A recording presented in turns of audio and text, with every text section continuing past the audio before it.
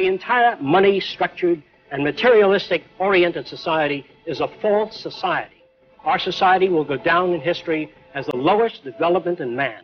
We have the brains, the know-how, the technology, and the feasibility to build an entirely new civilization.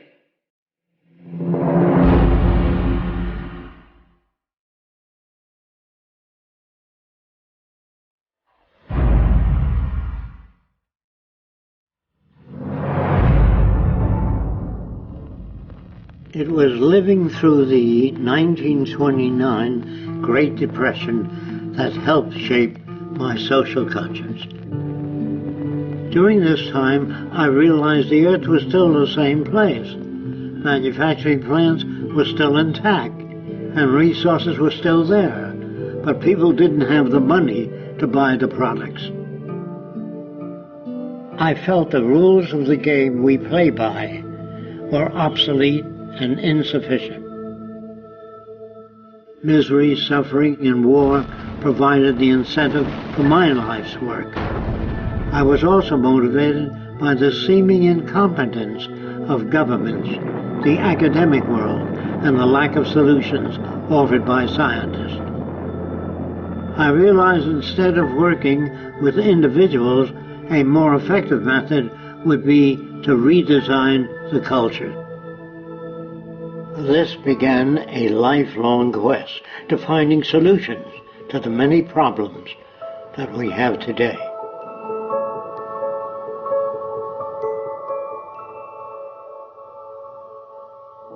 This presentation is a feasible plan for social change that works toward a peaceful and sustainable global civilization where human beings, technology, and nature coexist.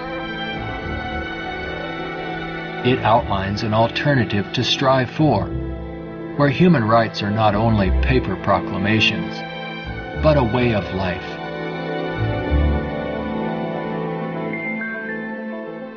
It is called the Venus Project.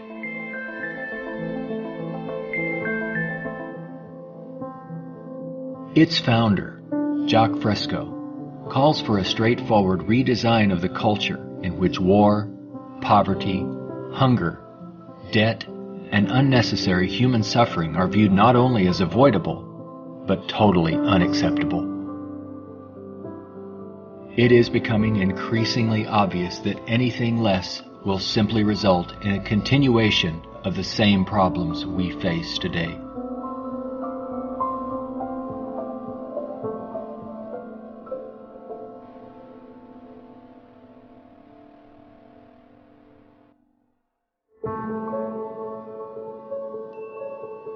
The Venus Project's Research Center, constructed by Fresco and Roxanne Meadows, is located in Venus, Florida. It addresses many of the root causes of our difficulties. But what are the real origins of our problems?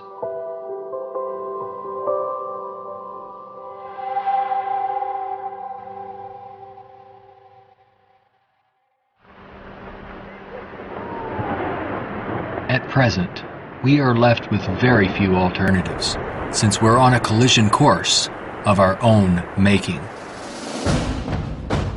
Answers from yesterday are no longer relevant. Considering the damage already done to the environment, we are rapidly approaching a point of no return, where nature will dictate the course.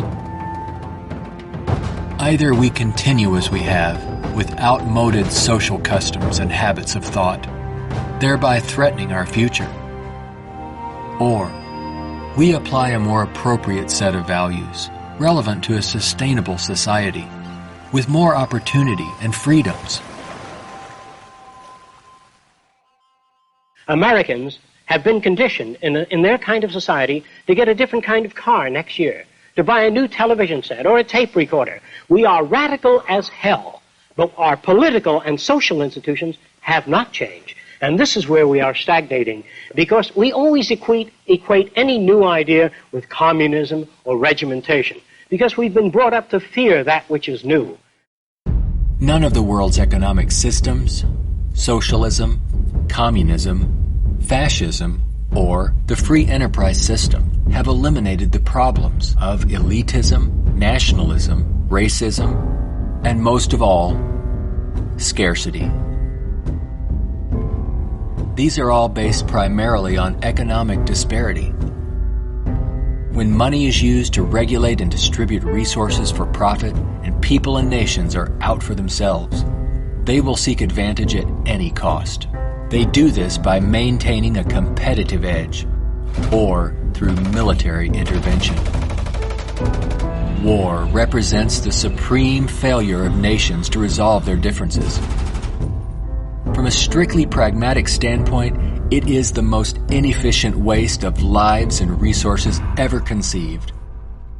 Most wars are for the control of resources and maintaining your position of differential advantage. They're not based on the dignity of man. They're not based on elevating human beings. It might elevate the human beings in the country that's the victor. It might do that. But as far as the rest of the world goes, the price is enormous. This crude and violent attempt to resolve international differences takes on even more ominous overtones with the advent of computerized nuclear delivery systems and deadly biological and chemical weapons.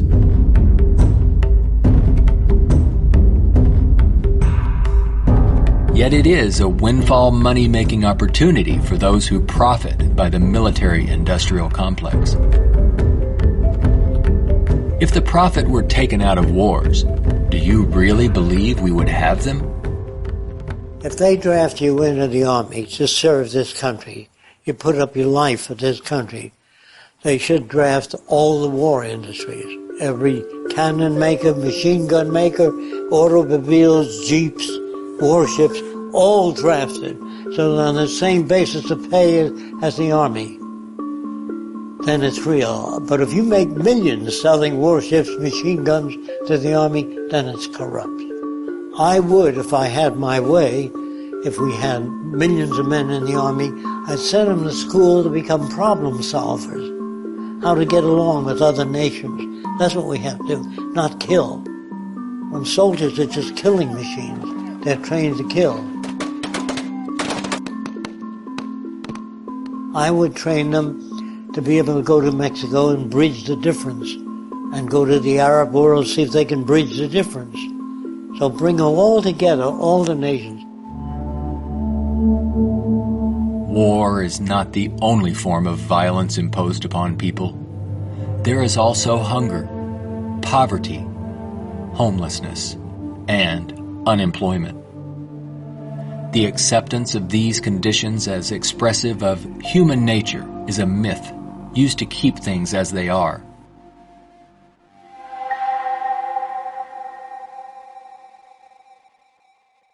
Genetics has nothing to do with greed, business, race prejudice. All of the operant systems in any society are part of your education, the books you read, the role models you follow, and the people you admire. The genes have nothing to do except with the color of your eyes, the shape of your nose, perhaps inherited features. The genes do not control values.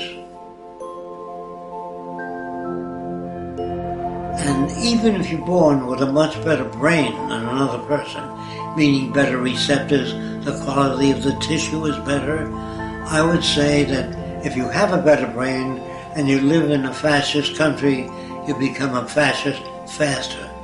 The brain has no mechanism of discrimination.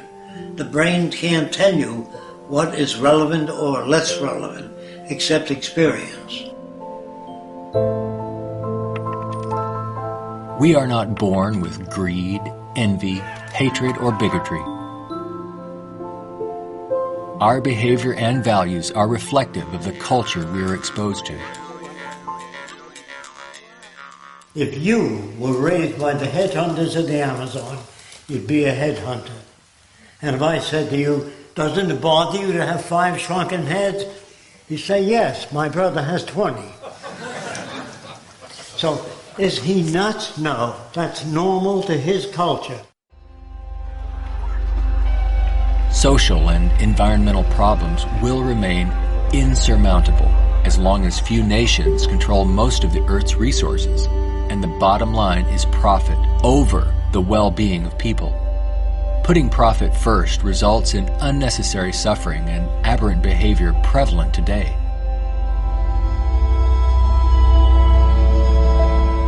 Many people feel that we need the rule of law to eliminate our problems. We have many laws, thousands upon thousands of them, but they are constantly being broken. Paper proclamations and treaties do not alter the facts of scarcity, deprivation, and insecurity.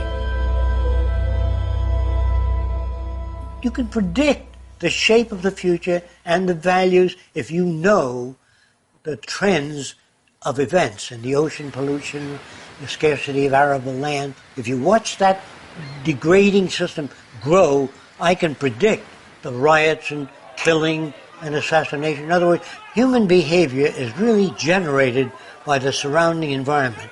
If there's a scarcity, say, of water, it is prized, and its price is high. Let's discuss scarcity as a system. Suppose it rained gold for about 3 days, gold dust. People would go out and shovel it in, fill the cellars, the attic, every drawer in that. They'd throw out their clothing. If the rain kept up for a year, so the gold was all over the place, people would sweep it out of the house, take their rings off, throw them away, and so human behavior undergoes change to that condition. There's only a policeman in front of something that people have need for and don't have access to. So you put a guard there. But if lemon trees or orange trees and apple trees grew all over the place, you couldn't sell it. If you landed on an island that was so abundant with resources, you had 10 people, there were 1,000 fish for every person if you wanted it. There were 10 times the amount of breadfruit and bananas. Money would not come into existence. Private property would not come into existence. If the island was big enough, there was 10 people, there were 8,000 acres. No one would give a damn about staking out this particular area. There are patterns of behavior that promote survival. There are social conditions that change our values and outlook. No one can write a constitution of required behavior without consulting the environment. So we'd better take care of the environment, we'd better take care of one another, and we'd better educate people to the highest possible levels of our ability in order to have a society. Even a peace treaty cannot prevent another war if the underlying causes are not dealt with. Maybe what is needed are ethical people in government who will work towards everyone's well-being. But even if the most ethical people were elected to high positions and we ran out of resources, there would still be lying, cheating, stealing, and corruption. It's not ethical people that are needed, but rather a way of intelligently managing the Earth's resources for everyone's well-being.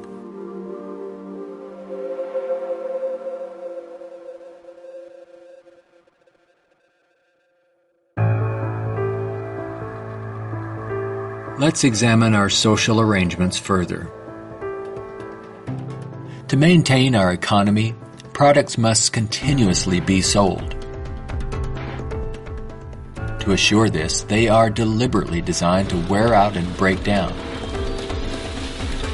Maybe you've noticed this usually happens right after the warranty expires. This corrupt practice is referred to as planned obsolescence, which is the conscious withdrawal of efficiency. Innovators go through the finest schools and then are required to design things that wear out and break down right on schedule. This results in a tremendous waste of resources and energy. We are plundering the planet for profits. If you think about it, it isn't a job people want, but access to what their paycheck will bring. Money does not represent anything real, and there's no gold, silver, or resource to back it up. You can't eat money or build a house of it. It's not even related to our real capacity to produce goods and services on this planet. The monetary system has been handed down from centuries ago, and we continue to use it without questions.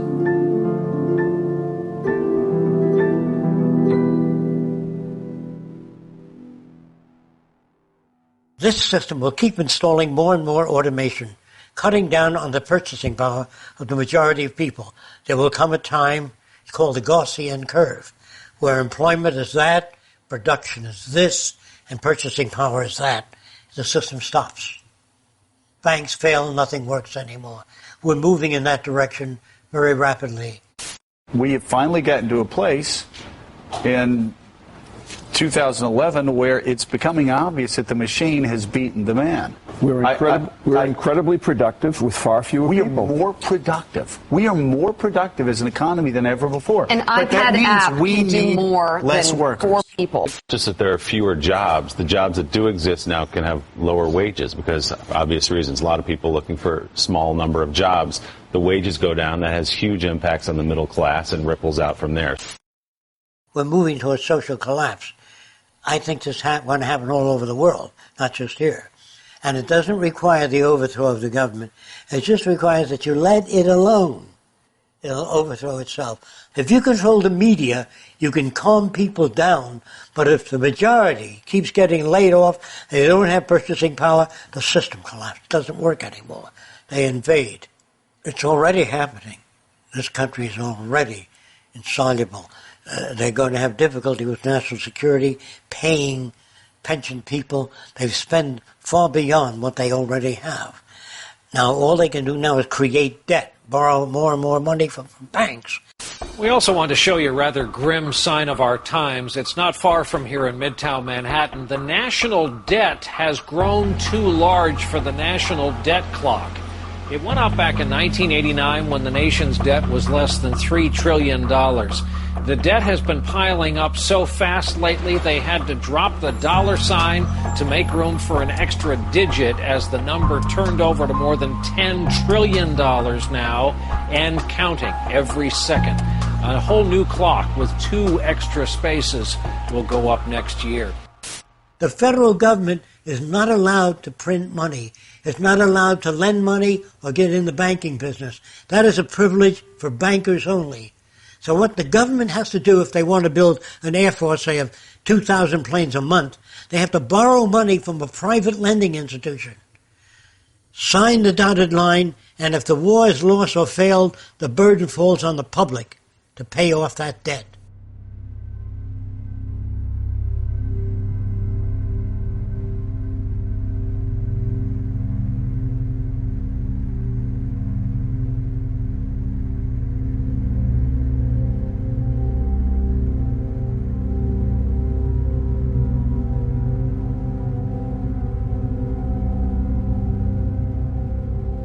We find ourselves and our social constructs in a transitional state, a matter of social evolution. If we want to make it through these turbulent times, we must be able to adapt to change. All things change, including our social systems. Albert Einstein stated, "We cannot solve problems by using the same kind of thinking we used when we created them." Earth is still abundant with resources. Our practice of rationing resources through monetary control is no longer relevant and is actually counterproductive to our very survival. Today, we have highly advanced technologies, but our social and economic system has not kept up with our technological capabilities, which could otherwise easily create a world of abundance for all, free of servitude and debt. How can this be possible? There is not enough money to feed or house all people on this planet, let alone accomplish these more ambitious ends. But Earth has more than enough resources to meet the needs of all people, but only if managed intelligently.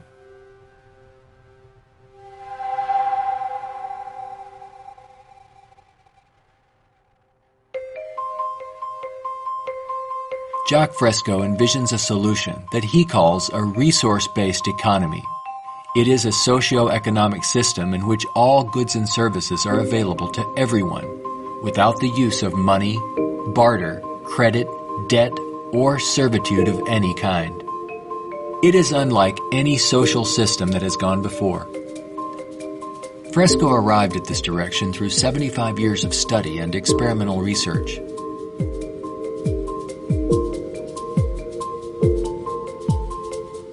A resource-based economy operates on the basis of available resources and makes those resources available to every human being on earth, free of charge, without a price tag.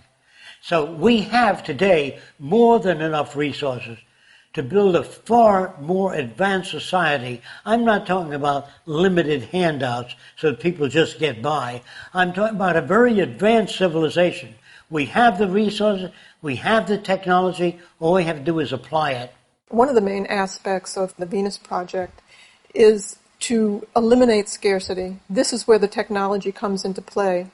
Because if we set up a resource-based economy and some things are scarce, it won't work. If you set up a resource-based economy in a society that has no resources, it won't work. So today with our technology, we can make things available. We can eliminate scarcity. We can create an abundance. As long as we can create that abundance, that will eliminate greed and selfishness and a lot of crime and a lot of aberrant behavior. A social system can be designed so that all can live fully and constructively if the powers of science and technology are directed toward human and environmental concern and overcoming the artificial scarcities of our debt-based monetary systems. All people, regardless of political philosophy, social customs, or religious differences, ultimately depend upon the same resources: clean air and water, arable land, medical care, and a relevant education. I think if you pledge allegiance to the earth and everyone on it, that'd be the way to go for the future. The human species is a single family, and the world is home to everyone. Neither nations nor people can coexist separately any longer. No more separate nations. So anyone can go anywhere. Before the states joined together, they used to stake out their territory. They used to fight. They had militias. They would fight. This is our territory. Oh no, you're intruding. When all the states joined together, the government worked out the lines of the states and they agreed, and that was the end of territorial disputes. If you want the end of war, you must declare the earth common heritage.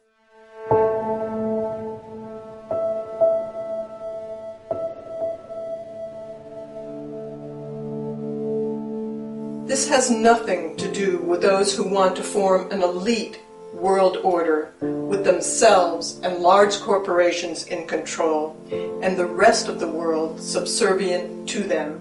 On the contrary, a global resource-based economy enables all people to reach their highest potential, where they can thrive and grow in a society that works in their behalf, a society that protects and preserves the environment as well, one that understands that we are part of nature, not separate from it.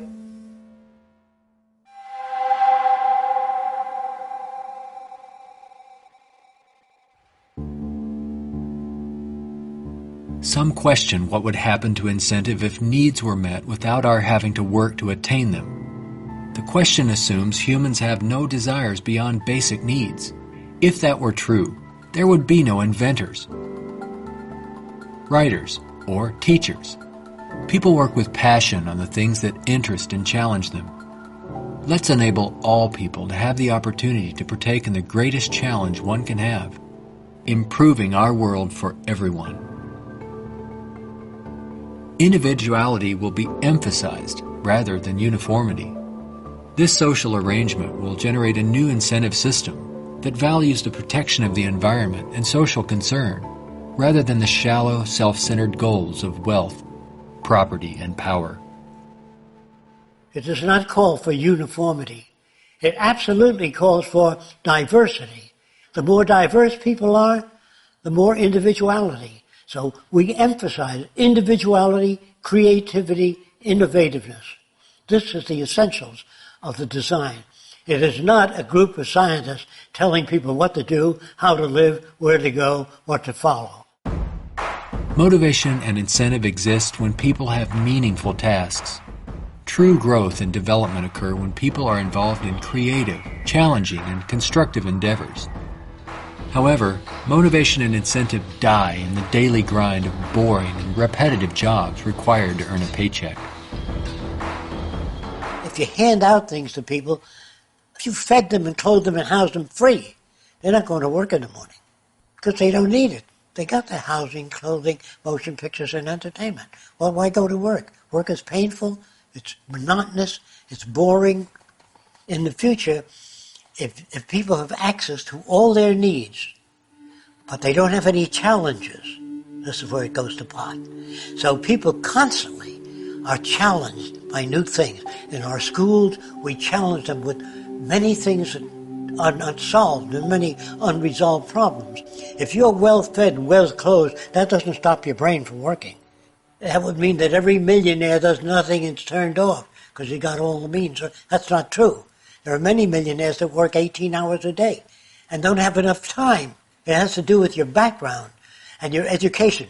The more you know about oceanography, astronomy, and all that, the more interest, the more alive you are. And if you're just given food, clothing, and shelter, now you can go to work. You don't have to worry about making a living, which your incentive would be boosted considerably.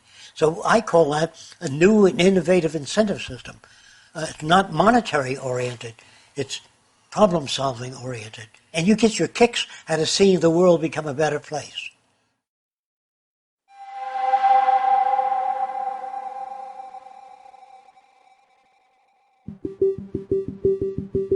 How can we use our technology wisely so that there is more than enough for everyone? To achieve this, it's mandatory that the planning for it be based on the carrying capacity of the planet's resources. Our entire infrastructure must be redesigned and operated as coherent, integrated total systems. This means we must consider our entire global community as one unit that includes everyone, and plan accordingly. Only in this way can we use our technology to overcome resource shortages, provide universal abundance, and protect the environment. Therefore, a global survey is first needed to assess exactly what we have. This would inventory our physical resources, personnel, production centers, and the needs of people. This enables us to determine the amount of goods and services needed. For instance, where is the arable land to grow crops? How many people are in various locations? And what is the state of their health? This would determine where hospitals are built and how many. If you try to do that today, ask for a global resource survey of all nations, they'd wonder, what are you trying to do that for? To find if we got enough resource to fight you in armaments and other things? They would be skeptical, hesitant to give that information. So I would say it wouldn't work in today's culture. But after the ideas are put forth and the reason for it and the advantages gained by all the nations, it would have to be specific advantages that they can understand in their terms. And if they agree, then the survey would be conducted. It's not my opinion or the opinion of anyone else would be used. It's the size of the population, the availability of resources, the carrying capacity of the earth that determines what is done and how fast things move. See, today it's done on a totally different basis. But in the future, it'll all be based on a form of dynamic equilibrium. That means operating everything at the highest potential without environmental neglect. The key to achieving abundance and a high standard of living for all is to automate as much as possible in the shortest period of time. But during the transition, we have to bring together the technological capabilities of people working with computers and working with technology and building and designing methods of delivering these resources and the necessary industrial plants to process the resources. Our problems and their solutions are technical, not political. Most problems can be solved when technology and the methods of science are used to serve all people, not just a select few. But what is it that you want? You have to ask yourself, I want to live in a world where I don't have to fear that my children will go into another war, where there'll be deprivation or problems or disease. Do you know how to build that kind of world? No, I don't. Well, how do you go about building? You call upon the various divisions of science, bring them together, and say, these are the problems we'd like to solve. A scientific government doesn't mean that scientists rule or control people. It means they have better means for building transportation systems, better means for cleaning the air. They have the best means for restoring the ocean that we know of to this day. Computers can serve the needs of everyone when CyberNation is ultimately integrated into all aspects of this new and dynamic culture. One can think of this as an electronic nervous system, extending into all areas of the social complex. Their function would be to coordinate a balance between production and distribution, assuring there are no shortages or overruns. In this highly technical society, decisions are based on direct environmental, human, and industrial feedback. You can think of this as electrical sensors throughout the entire environment, from cities, factories, warehouses, distribution centers, transportation networks, all over the globe, gathering data for more appropriate decisions. The decisions are based on the needs of society rather than corporate or private interests. It is not automated technology or machines we should be wary of, but the abuse and misuse of technology by selfish interests. Remember, it is people who decide what ends the machines will serve. If technology does not liberate all people for the pursuit of higher aspirations in human achievement, then all its technological potential will be meaningless. You always do a positive and negative study before you engage in the actual reconstruction of an environment.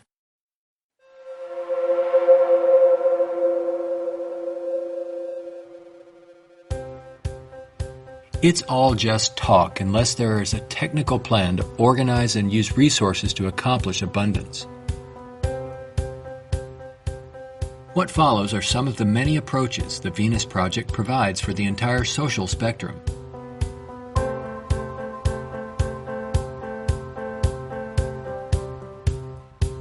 Today, more than half our population lives in cities that are polluted, dangerous, and waste energy. What we have to do is design a city as a living system, as an organism, as a university, that all of the cities of the future will be university cities that grow, that continue to exchange ideas. The city will have a built-in transportation system, so there are no accidents and no unthought out areas of technology. Medicine, botany, agriculture, the total system. One planning system. It is actually better to build newer cities from the ground up than to restore and maintain old ones. Fresco uses a systems approach to designing new cities. They're desirable and pleasant places to live. The notion that intelligent overall planning implies mass uniformity is absurd. Cities would be uniform only to the degree that they would require far less materials, save time and energy, and be flexible enough to allow for innovative changes while preserving the local ecology. If we design our cities to meet human needs, you don't have most of the problems that are prevalent today. In the Central Dome, you have child care, schools, dental care, medical care. In the production and design of the cities, we work out 1/8 of the city system, and then we reproduce it instead of have architects design each building and each structure, which is a tremendous waste of energy and talent. When working on solving the housing problem for all the world's people, construction techniques would be vastly different from those employed today. Extruded and self-erecting structures could revolutionize and speed up construction processes. These lightweight, durable apartments could be produced as continuous extrusions and then separated and positioned in place by the mega machines. The outer shells of these efficient structures serve as photovoltaic generators and heat concentrators.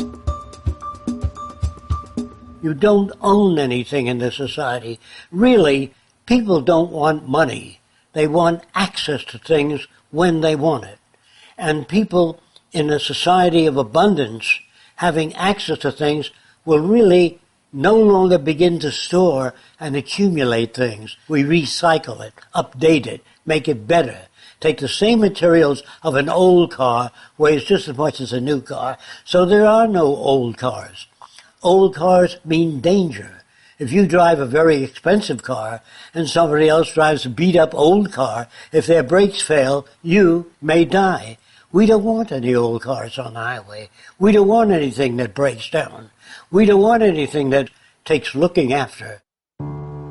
In a resource-based economy, people may access whatever products they need without the burden of having to purchase, maintain, or insure their possessions. In this way, there is much more to go around for everyone, and products are always available when needed. Anything people may need is available in these outside access domes. Sculpturing materials, musical instruments, somewhat like the public library. They can go down and access a camera or a bicycle or a wristwatch. Anything that they need is available without a price tag. That would mean we must achieve a level of production that's so high that scarcity no longer exists. That will prevent almost all crime. So there's no way of segmenting or making this system just or equitable. We have to make a system that assures human rights. You know, when everybody has free access to goods and services, you don't have to fight for women's rights or black rights. It's an automatic in a society that's set up that way. You don't have to make laws, don't steal. It would bypass that behavior. Surrounding the central dome, you have the research centers.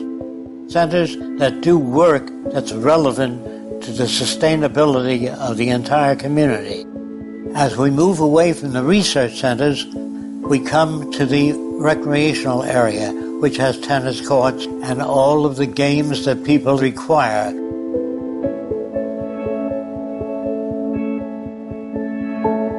As we move away from that, we come to the residential district. There are streams, waterfalls, lakes throughout the area.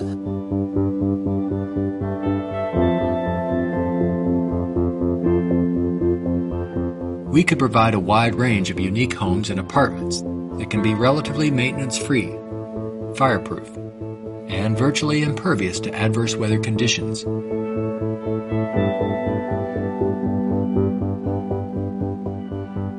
As we move to the next sector, we come to apartments. The reason some people want to live in apartments is because you have drama groups, you have gymnasiums, medical care, dental care. Everything is built in to the central towers. I feel that in the future, people will move away from individual houses and live in larger complexes. As we move outward, we come to the indoor agriculture or hydroponic farms. Then there's also outdoor agriculture. The city would use the best of clean technology in harmony with nature, such as wind, solar, geothermal, heat concentrators, piezoelectric, wave, temperature differentials, ocean thermal vents, and much more. A major development for generating energy in the future could be the construction of a land bridge or tunnel across the Bering Strait. These underwater structures convert a portion of the ocean currents through turbines to generate clean sources of power. By using these sources of energy, we could power the Earth on clean energy and enable all people to enjoy a very high standard of living for thousands of years to come. There's no need for the use of polluting hydrocarbons any longer. Pollution will be a thing of the past. All transportation will be integrated into a worldwide transportation system. Transportation within cities will be by transbayers. City-to-city travel will be by monorail.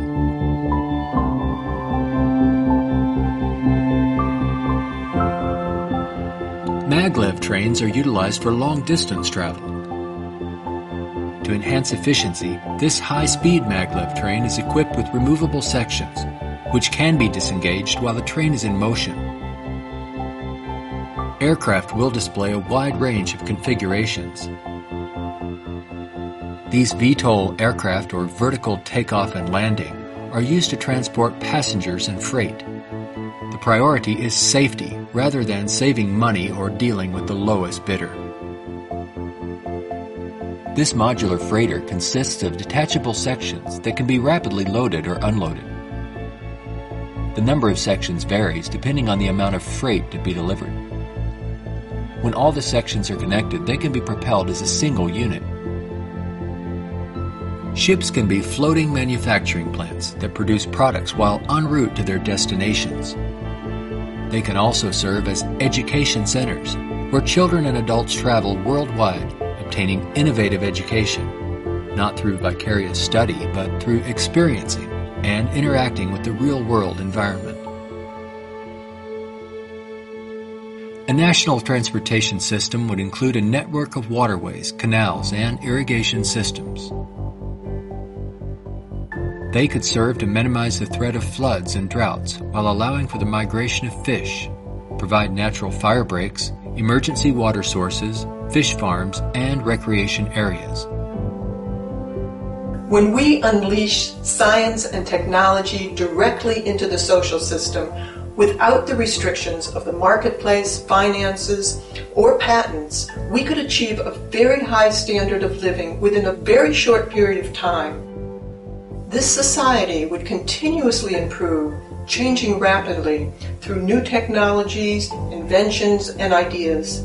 It would be an emergent society rather than an established one like we have today. Imagine living in an extraordinary oceanic city, helping to restore the ocean environment while eliminating land-based population pressures.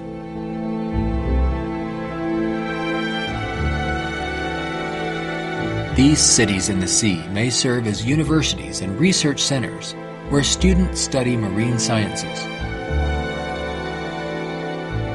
They could be used for ocean farming, mariculture, and mining, while maintaining a dynamic balance in the oceanographic environment. Self-sufficient cities in the sea vary in design depending on their location and function. This undersea observation station permits people to view marine life in its natural habitat. These mariculture and sea farming systems cultivate and raise fish along with other forms of marine life to help meet the nutritional needs of the world's people. These structures would permit the free flow of water throughout. Using technology in this way would make it possible for a global society to achieve social advancement and worldwide reconstruction in the shortest time possible.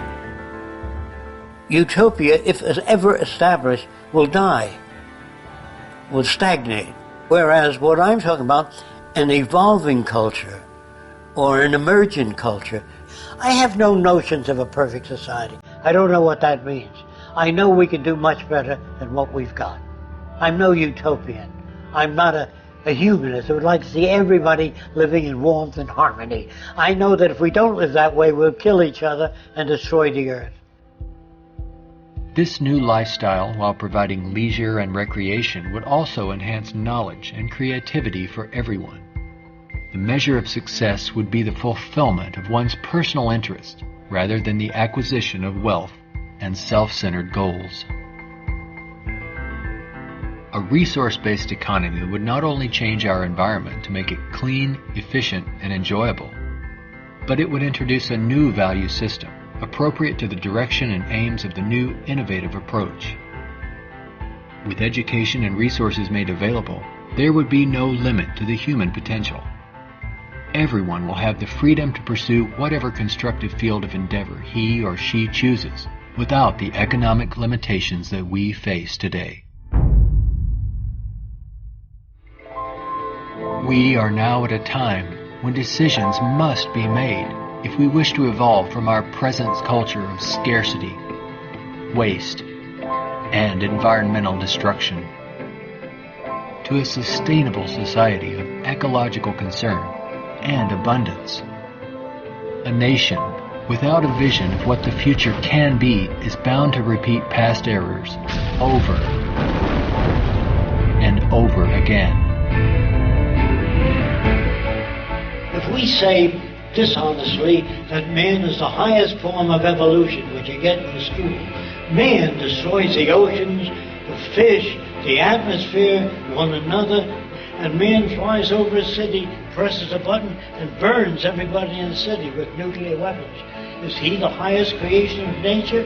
Not yet, in my opinion. We've got a long way to go. We could either develop paradise on earth or oblivion, wipe ourselves out. Only the future will tell. It's what you do to make the future. We can create a world where war and want are distant memories. When all of science and technology are used within a global resource-based economy for the protection of the environment and the well-being of all, only then will we understand what it means to be truly civilized.